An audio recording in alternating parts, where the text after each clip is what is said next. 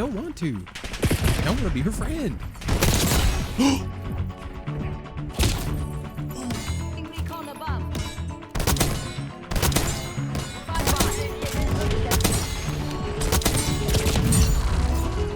Looking forward to it. Drawn Ben coming in hot here, rocking the AMR.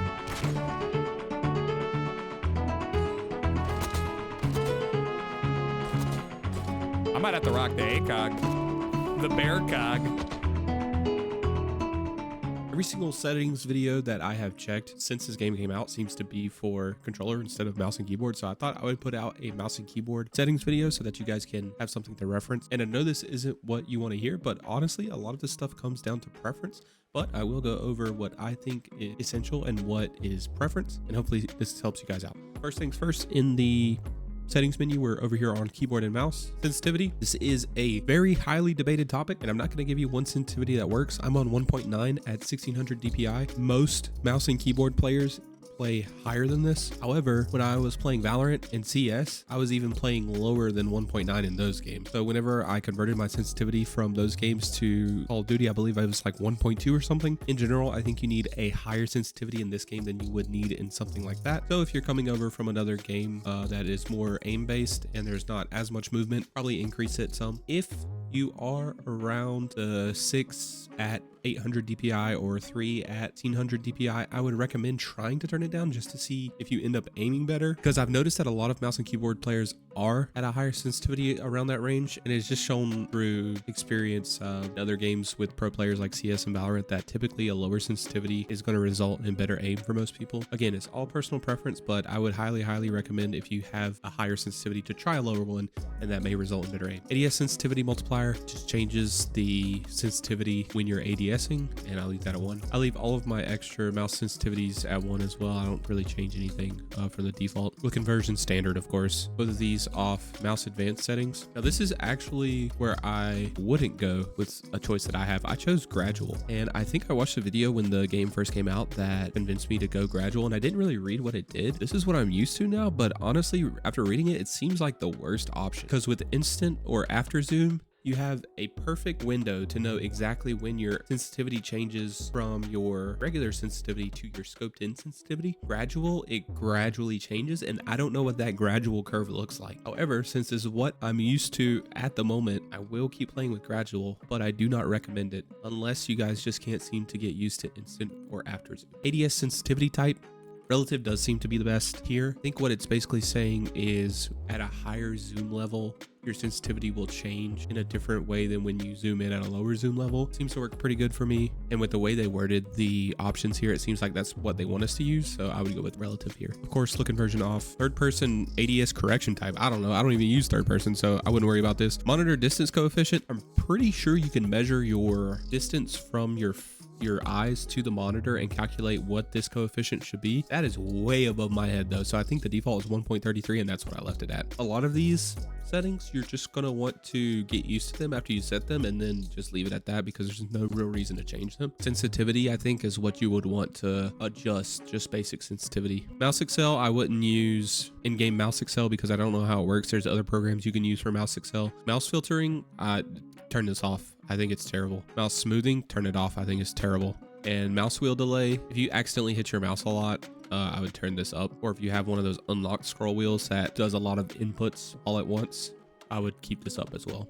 Most of these don't really matter, and especially these three, I would keep them off. Last two options are optional. That's just preference. Okay, so keybinds. So there are a couple things that I would recommend changing in the keybind area, so let's take a look. So all of these are pretty much default, and we'll get to what this was before in a second. We scroll down here. Next weapon, I would actually unbind this or never use your scroll wheel to change weapons. You want to get used to changing your weapons with the number keys just because it's more efficient. The only reason I still have this found is whenever I need to cancel a reload, I scroll my mouse wheel twice to cancel it. Basically YYing. You can do that with keys though, and if you have a bad habit of using your scroll wheel to change weapons or to change to your knife, I would 100% change it. Also, you can make your scroll wheel a different keybind, and that frees up a keybind in case you wanted to put it on something like jump or something like that. That's what a lot of people in other games do. The main thing that I've changed here, almost everything is default, but I did change melee and finishing move slash body shield to mouse button 4, which is a button on the side of my mouse, because I don't think it's on this tab. Yes, it is right here.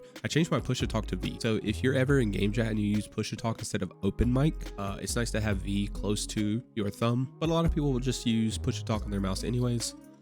So that's pretty much the only thing I changed, I believe. So yeah, the main thing here is just next weapon. We don't want to be scrolling for that. We want to be pressing our number keys. If we go over here to combat advanced keybinds, these dots mean that I changed this at some point, so I'll just go over them for you. First, second, and melee I have on 1, 2, and 3 because that's how it is in a lot of other games. And then I have score streak 1 on mouse button 5. I believe it may have been on 3 before instead of melee because I believe V is your melee button. This is what I'm used to, and a lot of other games have this layout as well. So if you want to kind of be coherent between games, you can do something like this, especially if you have buttons on your mice that can coincide with like a score streak. Everything else I believe is pretty default. Under menu advanced keybinds, I did change mute sound to a number pad key. This is specifically if you use NVIDIA Shadowplay, because I believe it's Alt F10 to save your clip from NVIDIA, and F10 originally was a mute key. So I moved this to a different mute key. So if I ever am using Shadowplay, which currently I just use replay buffer, but sometimes I have Shadowplay on, that it won't mute your game every time that you save a clip. So for graphics, I will scroll through them so you can see them real quick. However, I did follow mostly a tutorial from Game Guides, and I'll leave that link in the description to get the most optimized FPS. Some of them I varied slightly, and you may want to change your settings slightly just based on your rig. But overall, the settings that I have are going to give you pretty good FPS if you're on a medium to high end rig. So I'll just show you those real quick.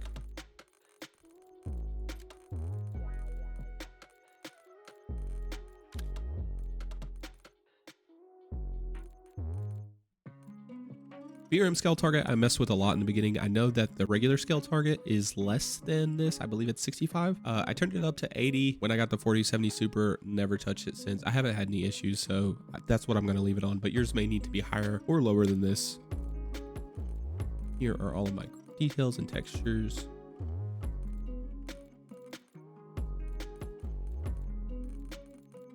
Pretty much everything is on low except for texture resolution and detail quality, and shadows I believe is on normal. Okay, so for view settings, field of view, that is completely by preference. However, the higher that your field of view is, the more of the game you're going to see around you. However, you're going to be sacrificing a little bit of the FPS. They did some testing, and a lower field of view does give you better FPS. And some, even in Counter-Strike, some pros play with a lower field of view just to increase focus, I guess, because you're almost getting tunnel vision to your crosshair, and I guess they feel like that helps. 108 is the field of view that Valorant is set to, and that's what I played for 4 years before I came back to COD, so that's what I have. Anywhere between 100 and 120 is usually fine. I like affected on ADS because I do like to zoom in a little bit when I ADS, but you can do independent, doesn't really matter. It's personal preference. And then this setting here, weapon field of view, wide makes your weapon the smallest, so that's what I recommend, so that it ends up taking up less of your screen. Turn world motion blur off, please, and turn off weapon motion blur. These are two of the most important settings that I see neglected in clips, and everything just looks so much better with these off. And the other thing that I always see people miss is this first person camera movement. Third person doesn't really matter as much, but I would also turn this to 50, but default is at 100%. So your first person camera movement is going to move much more than if you put it at 50%. And I believe this is related to like sprinting, and even when you like get hit by a grenade or something and your camera shakes a lot. So we want to reduce all of that motion as much as possible so that we have better aim. Everything in sound settings is going to kind of be up to you. Treyarch mix, that's what I have it set to because I believe that's how Treyarch wanted the game to be experienced. I have enhanced headphone mode on. I don't know if that's whenever I started hearing footsteps better, whenever I turned that on, but that's what I have now, and I haven't messed with any audio settings in a long time. I think reducing tinnitus sound is good for flashbangs because it's annoying, and voice chat settings, it's all going to be personal preference. Last but not least, we're going to have interface, and there are some important settings here, so I'm going to go over those. Skip introduction movie is nice, so I would turn that on. Telemetry, this is kind of the stats that you see at the top of the screen. A lot of people just have FPS counter, server latency, and packet loss on, which is what I have. If you want any of the other ones on, you can. Clock is also kind of nice because then you can see what time it is without having to check your phone or look at your other monitor. Essentially up to you, but I think those top three are good to have on. Network in-game alert icons you can turn on or off if you want. Usually I can tell if I'm lagging, so I don't really care to be alerted about it, and it's just distracting to my gameplay. And I can also look up and see if I have packet loss or high ping, so then I'll know if it's my fault, so I typically turn these off. For subtitles, typically you want to turn multiplayer off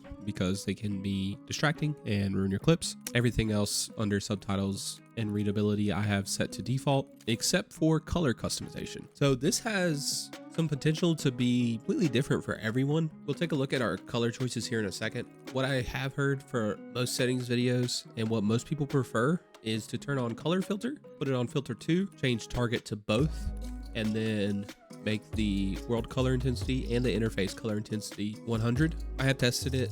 I haven't turned it off in a while, but people say it makes the colors more vibrant, and I think I agree. It's very similar to turning on digital vibrance if you have an NVIDIA graphics card. I believe it boosts a lot of the oranges, kind of like turning your saturation up a bit as well, but overall, I think it looks a little bit better. It's not too washed out, and so I would put this on. Now I have my team and enemy colors set to a very specific pattern for a reason. I think I did some research while I was playing Valorant to see what color the human eye reacts to the quickest, and I believe it was either yellow or green. I personally feel like yellow is more obvious to me, so instead of having yellow set to myself, I put yellow on the enemy so that I can react to their names quicker and realize that there's an enemy there if I don't see them first. You know, if there's like grenade debris in the way, or if they're blending into the environment somehow. When I first started playing this game again, a lot of the times I would think that my teammate was an enemy, vice versa. So to offset that, I switched my team color to a light purple because that is the complementary color yellow. So it's a complete opposite. So I figured that would help distinguish the difference between teammates, enemies, which I was struggling with in the beginning. And so far, I've been on these settings for maybe a month now, and I haven't changed them at all. I got used to them, and I think they work pretty well. So if this is something you want to try out, you definitely can. I'm not saying it's based in science or anything like that, but it's kind of a hypothesized color theory, if you will, that I came up with about the game, and it works pretty well for me. I just put blue as myself because blue is my favorite color. It looks good in the kill feed, and it's different from the other colors that I've chosen. So if you want to take some inspiration and put enemies on yellow or faster reaction time, then by all means go ahead. It makes sense in theory, and I haven't had any issues with it, so I think I'm going to stick with that. And those are pretty much all of the in-game settings that I have for you in Black Ops 6. Let me know what you guys think. Try them out for yourselves. Tell me if there's anything that I missed. Make sure you like the video if this helped at all. Subscribe if you want to see more tutorials and stuff like this. And if you want some proof that these settings work, check out all of these clips. Neutralized. We're losing Alpha. Taking Bravo underway. Taking C.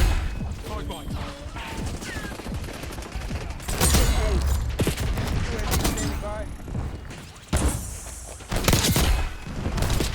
Hardpoint is secure. Body dropped.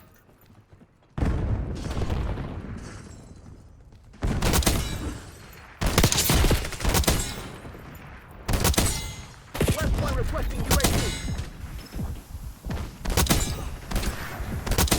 Enemy removed. Daily authorizing UAV mission. Tell me you wouldn't use that though. Slide. Like fuck it. Give me a I want to take a low town bar.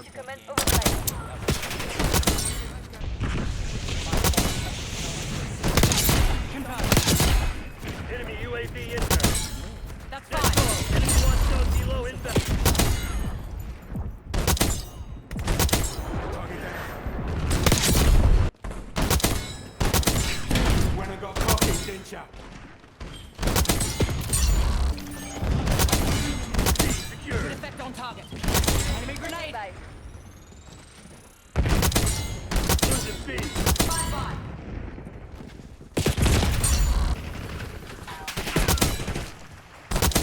Target down. 5 by. UAV available for task. Good effect. Lining one up. 5 by. UAV standing by.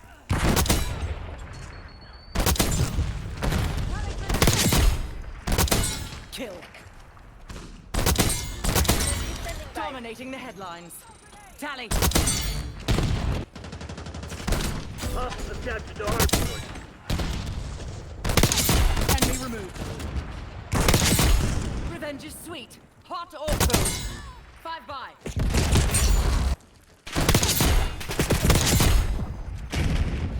Hardpoint is secure. Hostiles at the hardpoint.